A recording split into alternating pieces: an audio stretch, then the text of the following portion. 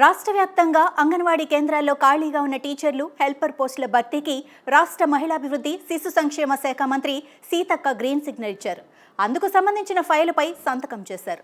1-2 రోజుల్లో ఈ ప్రతిపాదనలను ముఖ్యమంత్రి రేవంత్ రెడ్డి వద్ద ఆమె ప్రత్యేకంగా ప్రస్తావించనున్నట్లు సమాచారం. ముఖ్యమంత్రి వద్ద కూడా ఈ ఫైలుకు వేగంగా పరిష్కారం లభిస్తుందని మహిళాభివృద్ధి, శిశు సంక్షేమ శాఖ వర్గాలు చెబుతున్నాయి.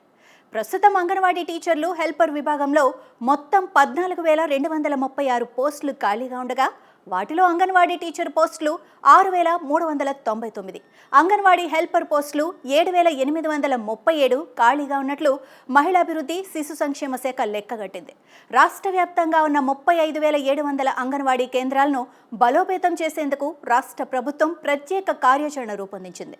ఇందులో భాగంగా ప్రీ ప్రైమరీ విద్యను కూడా అందుబాటులోకి తీసుకొస్తోంది. అయితే అంగన్వాడీల్లో ఖాళీలుంటే నిర్దేశించుకున్న లక్ష్యాల అమలు కష్టసాధ్యమవుతుందన్న ఉద్దేశంతో ఖాళీల భర్తీకి చర్యలు చేపట్టాలని సంబంధిత శాఖకు సూచించింది.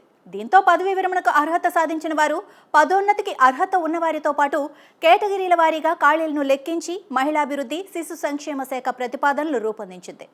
ప్రస్తుతం 7 ఉమ్మడి జిల్లాల పరిధిలో అమల్లో ఉన్న ఎమ్మెల్సీ ఎన్నికల ప్రవర్తన నియమావళి వచ్చే నెల తొలి వారం వరకు కొనసాగనుంది. దీంతో కోడ్ ముగిశాక నియామక నోటిఫికేషన్లు జారీ చేయాలని ప్రభుత్వం భావిస్తోంది.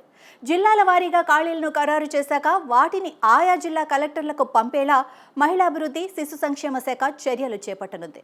జిల్లా కలెక్టర్ల ఆధ్వర్యంలో ఈ పోస్టుల భర్తీకి నోటిఫికేషన్లు వెలువడతాయి.